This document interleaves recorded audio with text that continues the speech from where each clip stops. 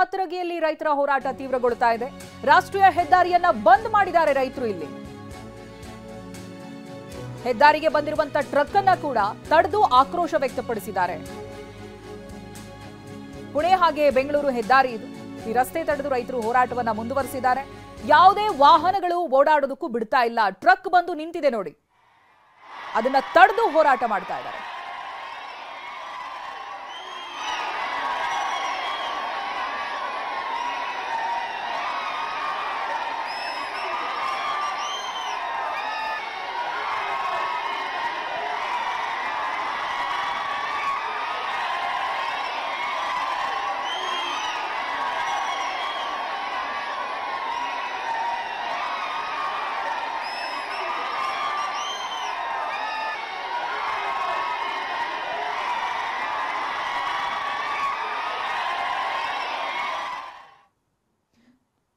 ಇನ್ನು ಇತ್ತ ಸಿಎಂ ನೇತೃತ್ವದಲ್ಲಿ ಮೀಟಿಂಗ್ ನಡೀತಾ ಇದೆ. ಸುಮಾರು 1-2 ಗಂಟೆಗಳಾಯಿತು. ಸಚಿವರುಗಳಿದ್ದಾರೆ ಮೀಟಿಂಗ್ ನಲ್ಲಿ, ಹಾಗೆ ಸಕ್ಕರೆ ಕಾರ್ಖಾನೆಯ ಮಾಲೀಕರು ಕೂಡ ಇದ್ದಾರೆ. ಸಕ್ಕರೆ ಕಾರ್ಖಾನೆಯ ಮಾಲೀಕರು ಅವ್ರ ಸಮಸ್ಯೆನ ಹೇಳ್ಕೊಳ್ತಾ ಇದ್ದಾರೆ ಈ ಮೀಟಿಂಗ್ ನಲ್ಲಿ. ಇನ್ಸೈಡ್ ಮಾಹಿತಿಗಳು ಲಭ್ಯವಾಗ್ತಾ ಇದೆ TV9ಗೆ. 5 ವರ್ಷದಿಂದ ಆಗ್ತಾ ಇರುವಂತಹ ಸಮಸ್ಯೆ ಬಗ್ಗೆ ಹೇಳ್ತಾ ಇದ್ದಾರೆ. MSP 4 ವರ್ಷದಿಂದ ಎಥನಾಲ್ ದರವನ್ನ ಹೆಚ್ಚಳ ಮಾಡಿಲ್ಲ, ಇದರಿಂದ ನಮಗ್ ಸಮಸ್ಯೆ ಆಗ್ತಾ ಇದೆ ಅಂತ ಕಾರ್ಖಾನೆ ಮಾಲೀಕರು ಹೇಳ್ಕೊಳ್ತಾ ಇದ್ದಾರೆ. ದರ ಹೆಚ್ಚಿಸುವಂತೆ ನೀವು ಮನವಿ ಮಾಡಿದ್ದೀರಾ ಅಂತ ಸಿಎಂ ಅವರು ಪ್ರಶ್ನೆ ಹಾಕಿದ್ದಾರೆ. ದರ ಹೆಚ್ಚಾಗಿಲ್ಲ, ಹೌದು, ದರ ಹೆಚ್ಚಿಸಬೇಕು ಅಂತ ನೀವೇನಾದ್ರೂ ಈ ಹಿಂದೆ ಮನವಿ ಮಾಡ್ಕೊಂಡಿದ್ದೀರಾ ಅಂತ ಸಕ್ಕರೆ ಕಾರ್ಖಾನೆಯ ಮಾಲೀಕರಿಗೆ ಸಿಎಂ ಪ್ರಶ್ನೆಯನ್ನ ಮಾಡಿದ್ದಾರೆ. ಇಲ್ಲಿ ರೈತರ ಸಮಸ್ಯೆ 3500 ದರ ನಿಗದಿ ಮಾಡಬೇಕು ಅಂತ. ಬಟ್ ಈ ನಡುವೆ ಈ ಸಭೆಯಲ್ಲಿ ಚರ್ಚೆ ಆಗ್ತಾ ಇರೋದು ಸಕ್ಕರೆ ಕಾರ್ಖಾನೆಯ ಮಾಲೀಕರು ಎದುರಿಸ್ತಾ ಇರುವಂತ ಸಮಸ್ಯೆ ಬಗ್ಗೆ. 5 ವರ್ಷದಿಂದ MSP ಹಾಗೆ 4 ವರ್ಷದಿಂದ ಎಥನಾಲ್ ದರವನ್ನ ಹೆಚ್ಚಳ ಮಾಡಿಲ್ಲ, ಇದರಿಂದ ನಮಗ್ ಸಮಸ್ಯೆ ಆಗ್ತಾ ಇದೆ ಅಂತ ಕಾರ್ಖಾನೆಯ ಮಾಲೀಕರು ಹೇಳ್ತಾ ಇದ್ದಾರೆ. ಇಲ್ಲಿ ಎಲ್ಲಾ ರೀತಿಯಾದಂತಹ ಸಮಸ್ಯೆಗಳು ಕೂಡ ಚರ್ಚೆ ಆಗ್ತಾ ಇದೆ. ಕೇವಲ ಬೆಲೆ ನಿಗದಿಗೆ ಸಂಬಂಧಪಟ್ಟಾಗ ಮಾತ್ರ ಅಲ್ಲ,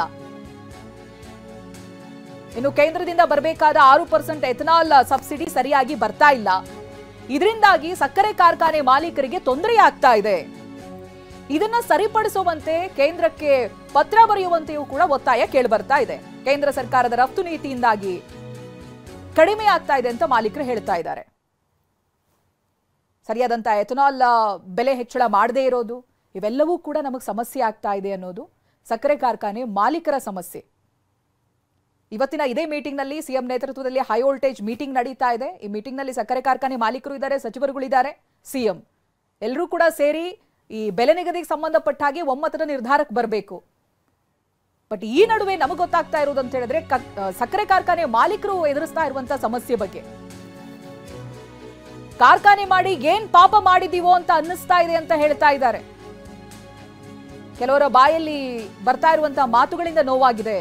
ರೈತರು ಕಾರ್ಖಾನೆ ಮಾಲೀಕರ ಬಗ್ಗೆ ಆಡ್ತಾ ಇರುವಂತಹ ಮಾತುಗಳು ಕೇಳಿದಾಗ ಈ ಕಾರ್ಖಾನೆ ಯಾಕೆ ಮಾಡಿದೀವೋ, ಏನ್ ಪಾಪ ಮಾಡಿದೀವೋ ಅಂತ ಅನ್ಸುತ್ತೆ ಅನ್ನೋದಾಗಿ ಹೇಳ್ತಾ ಇದ್ದಾರೆ. ಅಫ್ಕೋರ್ಸ್ ರೈತರು ಸಕ್ಕರೆ ಕಾರ್ಖಾನೆ ಮಾಲೀಕರ ಮೇಲೆನೆ ಆಕ್ರೋಶವನ್ನು ವ್ಯಕ್ತಪಡಿಸಿದ್ರು. ಅದು ಒಂದು ಈ ಬೆಲೆ ವಿಚಾರದಲ್ಲಿ, ಮತ್ತೊಂದು ತೂಕ ಕೂಡ ಮೋಸ ಮಾಡ್ತಾರೆ ಅಂತ ಹೇಳ್ತಾ ಇದ್ರು ಅವಾಗಲೇ ಒಬ್ರು ರೈತರು. ತೂಕ ಮೋಸ ಆಗುತ್ತೆ, ಆಮೇಲೆ ಸಕ್ಕರೆಯ ಇದು ಕಬ್ಬಿನ ಸಕ್ಕರೆ ಅಂಶದ ಬಗ್ಗೆನೂ ಕೂಡ ಸುಳ್ಳು ಹೇಳ್ತಾರೆ, ಸುಳ್ಳು ಮಾಹಿತಿ ಕೊಡ್ತಾರೆ ಅಂತೆಲ್ಲ ಆರೋಪಗಳು ಸಕ್ಕರೆ ಕಾರ್ಖಾನೆ ಮಾಲೀಕರ ಮೇಲೆ ಬರ್ತಾ ಇದೆ.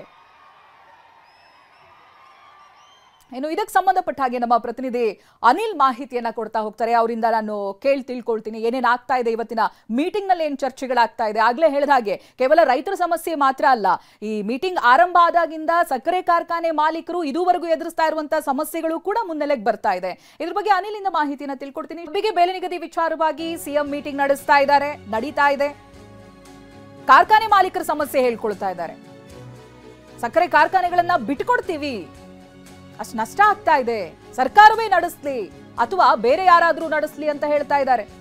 ರಾಜ್ಯದಲ್ಲಿ ಸಕ್ಕರೆ ಕಾರ್ಖಾನೆ ನಡೆಸೋದು ಬಹಳ ಕಷ್ಟ ಆಗ್ತಿದೆ ಅನ್ನೋದು ಕಾರ್ಖಾನೆ ಮಾಲೀಕರ ನೋವು. ಅವರೇ ಹೇಳ್ಕೊಂಡಿರೋದು ಸಭೆಯಲ್ಲಿ. ಮಹಾರಾಷ್ಟ್ರಕ್ಕೆ ಹೋಲಿಕೆ ಮಾಡಿದ್ದಾರೆ.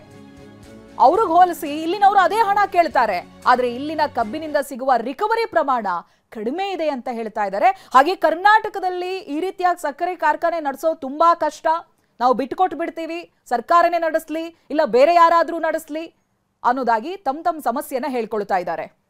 ಪ್ರತಿನಿಧಿ ಅನಿಲ್ ಇದಕ್ಕೆ ಸಂಬಂಧಪಟ್ಟ ಹಾಗೆ ಮಾಹಿತಿ ಕೊಡ್ತಾರೆ. ಅನಿಲ್, ಆಶ್ಚರ್ಯ ಅಂತ ಹೇಳಿದ್ರೆ ಇವತ್ತ ಮೀಟಿಂಗ್ ಆರಂಭ ಆದಾಗ ರೈತರ ಈ ಕಬ್ಬಿಗೆ ಬೆಲೆ ನಿಗದಿ ವಿಚಾರವಾಗಿನೇ ದೊಡ್ಡ ಮಟ್ಟದಲ್ಲಿ ಚರ್ಚೆ ಆಗುತ್ತೆ ಅಂತ ಅನ್ಕೊಂಡ್ವಿ. ಈಗ ಅಲ್ಲಿ ಸಕ್ಕರೆ ಕಾರ್ಖಾನೆಯ ಮಾಲೀಕರು ಕೂಡ ಇರೋದ್ರಿಂದ ಅವರ ಸಮಸ್ಯೆಗಳೇ ಹೆಚ್ಚಾಗಿ ಕೇಳಿ ಬರ್ತಾ ಇದೆ. ಇದಕ್ಕೆ ಸಂಬಂಧಪಟ್ಟಾಗ ಅವ್ರು ಹಿಂದೆ ಏನಾದ್ರೂ ಮನವಿ ಮಾಡ್ಕೊಂಡಿದ್ರ? ಏನೇನ್ ನಡೀತಾ ಇದೆ ಸಭೆಯಲ್ಲಿ ಅನಿಲ್?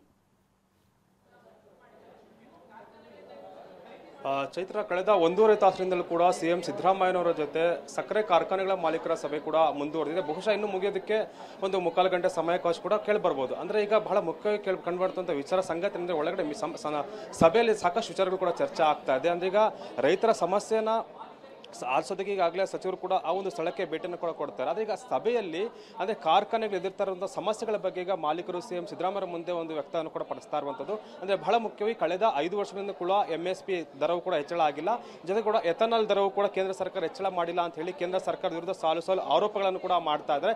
ಇದಕ್ಕೆ ಸಂಬಂಧಪಟ್ಟಂತೆ ಸಿಎಂ ಸಿದ್ದರಾಮಯ್ಯ ಕೂಡ ಸಭೆಯಲ್ಲಿ ಅವರ ಒಂದು ಪ್ರಶ್ನೆಗಳಿಗೆ ಅವರವರ ಒಂದು ಕಷ್ಟಗಳಿಗೆ ಸ್ಪಂದನೆಯನ್ನು ಕೂಡ ಕೊಡ್ತಾರೆ. ಜೊತೆಗೆ ಕೇಂದ್ರ ಸರ್ಕಾರಕ್ಕೆ ನೀವು ಯಾಕೆ ಅದಕ್ಕೆ ಒಂದು ಶಿಫಾರಸ್ ಮಾಡಿಲ್ಲ, ಪತ್ರ ಬರೆದಿರಾ ಅನ್ನೋದು ಕೂಡ ಅವರು ಕೂಡ ಒಂದು ಪ್ರಶ್ನೆಗಳು ಕೂಡ ಮಾಡ್ತಾನೆ ಬರ್ತಾ ಇರೋದು. ಬಹಳ ಮುಖ್ಯವಾಗಿ ಕೇಂದ್ರ ಸರ್ಕಾರಕ್ಕೆ ತಾವೇನಾದ್ರು ಪತ್ರ ಬರೆದಿದ್ದೀರಾ, ತಮಗೆ ಸಮಸ್ಯೆ ಆಗ್ತಾ ಇದೆ ಅನ್ನೋ ನಿಟ್ಟಿನಲ್ಲಿ ಅಂತ ಕೂಡ ಒಂದು ಪ್ರಶ್ನೆಯನ್ನು ಕೂಡ ಮಾಡ್ತಾ ಇದೆ. ಬಹಳ ಮುಖ್ಯವಾಗಿ ನಾವೀಗ ರೈತರು ಸಂಕಷ್ಟದಿದ್ದಾರೆ, ರೈತರು ಕಣ್ಣೀರು ಹಾಕ್ತಾರೆ ಅಂತ ನಾವು ಸಾಲ ಮಾಡಿ ಕಾರ್ಖಾನೆಗಳನ್ನು ಕೂಡ ಪ್ರಾರಂಭ ಮಾಡಿದ್ವಿ. ಆದರೆ ಕೆಲ ರೈತರು ಕೇವಲ 1 ಎಕರೆಯಲ್ಲಿ ಕೂಡ ಕಬ್ಬನ್ನು ಬೆಳೆದಾರಂತ ರೈತರು ಕೂಡ ಈಗ ಕಾರ್ಖಾನೆಗಳ ಬಗ್ಗೆ ಮಾತನಾಡ್ತಾ ಇದ್ದಾರೆ. ನಾವು ಯಾವ ಒಂದು ಪಾಪ ಮಾಡಿದ್ವಪ್ಪ ಕಾರ್ಖಾನೆಗಳನ್ನ ಸ್ಥಾಪನೆ ಮಾಡೋದಕ್ಕೆ ನಡೆಸೋದಕ್ಕೆ ಅಂತ ಕೂಡ ಒಂದು ಸಿಎಂ ಸಿದ್ದರಾಮಯ್ಯ ಮುಂದೆ ಬೇಸರನ್ನು ಕೂಡ ವ್ಯಕ್ತಪಡಿಸಿದ್ದಾರೆ. ಸದ್ಯಕ್ಕೆ ಈಗ ಸಭೆಯಲ್ಲಿ ಈಗ ಮಾಲೀಕರೇ ತಮಗೆ ಕಾರ್ಖಾನೆಗಳನ್ನ ನಡೆಸೋಕೆ ಆಗ್ತಾ ಇಲ್ಲ, ಒಂದು ವೇಳೆ ಸರ್ಕಾರ ತೆಗೆದುಕೊಂಡ್ಬಿಡಿ, ನಷ್ಟದಲ್ಲಿ ನಡೆಸಬೇಕು ಅಂತಂದ್ರೆ ಸರ್ಕಾರ ನಡೆಸಲಿ ಅನ್ನೋ ಒಂದು ಮಾತನ್ನು ಕೂಡ ನಡೆಸ್ತಾರೆ. ಸದ್ಯಕ್ಕೆ ಈಗ ಒಮ್ಮತದಂತ ನಿರ್ಧಾರ ಬಂದಿಲ್ಲ. ಸದ್ಯಕ್ಕೆ ಈಗ 3,500 ರೂಪಾಯಿ ಕೊಡಬೇಕು ಅಂತೇಳಿ ಈಗ ಕಬ್ಬು ಬೆಳೆಗಾರರು ಒಂದು ಆಗ್ರಹವನ್ನು ಕೂಡ ಮಾಡ್ತಾ ಇದ್ದಾರೆ. ಆದರೆ ಈಗ ಸರ್ಕಾರ 100 ರೂಪಾಯಿ ಹೆಚ್ಚಳ ಮಾಡೋದು ಕೂಡ ಮುಂದಾಗ್ತಾ ಇರುವಂಥದ್ದು. ಸಭೆಯಲ್ಲಿ ಈಗ ಅಟ್ಲೀಸ್ಟ್ ರೈತರಿಗೆ 3,04,400 ರೂಪಾಯಿ ಕೊಡಬೇಕು ಅನ್ನೋ ಒಂದು ಪಟ್ಟನ್ನು ಹಿಡಿದಿದ್ದಾರೆ. ಆದರೆ ಈಗ ಕಾರ್ಖಾನೆಗಳ ಮಾಲೀಕರಿಗೆ ಒಪ್ಪುತ್ತಾ ಇಲ್ಲ. ಹೀಗಾಗಿ 3,400 ರೂಪಾಯಿ ಅಥವಾ 3,300 ರೂಪಾಯಿಗೆ ಸೀಮಿತ ಮಾಡುವಂಥ ಸಾಧ್ಯತೆ ಇದೆ. ಇನ್ನು ಕೆಲವು ಕ್ಷಣಗಳಲ್ಲಿ ಮೀಟಿಂಗ್ ಕೂಡ ಮುಗಿಯುತ್ತೆ. ಮೀಟಿಂಗ್ ಮುಗಿದ ಬಳಿಕ ಅಷ್ಟೇ ಒಂದು ಸ್ಪಷ್ಟ ಚಿತ್ರಣ ಸಿಗಲಿದೆ ಅಂತ ಹೇಳ್ಬೋದು. ಥ್ಯಾಂಕ್ ಯು ಅನಿಲ್ ಮಾಹಿತಿಗಾಗಿ. ಇದು ಸಭೆ ಆರಂಭ ಆದಾಗಿಂದ ಅನ್ನಿಸ್ತಾ ಇದೆ ಸಮಸ್ಯೆ ಒಂದಲ್ಲ 1ರಿಂದ 100 ಆಗ್ತಾ ಇದೆ ಅಂತ. ಒಂದು, ರೈತರು ಆಗ್ರಹಿಸ್ತಾ ಇರೋದು 3,500 ರೂಪಾಯಿ ಪರ್ ಟನ್ ಕೊಡಬೇಕು ಅನ್ನೋದಾಗಿ. ಅದ್ರ ಬಗ್ಗೆ ಚರ್ಚೆ ಮಾಡಿದಂತ ಸಂದರ್ಭ ಕಾರ್ಖಾನೆ ಮಾಲೀಕರಿಗೆ ಯಾಕೆ ಕೊಡೋದಕ್ಕಾಗ್ತಾ ಇಲ್ಲ ಅನ್ನುವಂಥ ಸಮಸ್ಯೆನೂ ಕೂಡ ಎದುರಿಗೆ ಬರ್ತಾ ಇದೆ.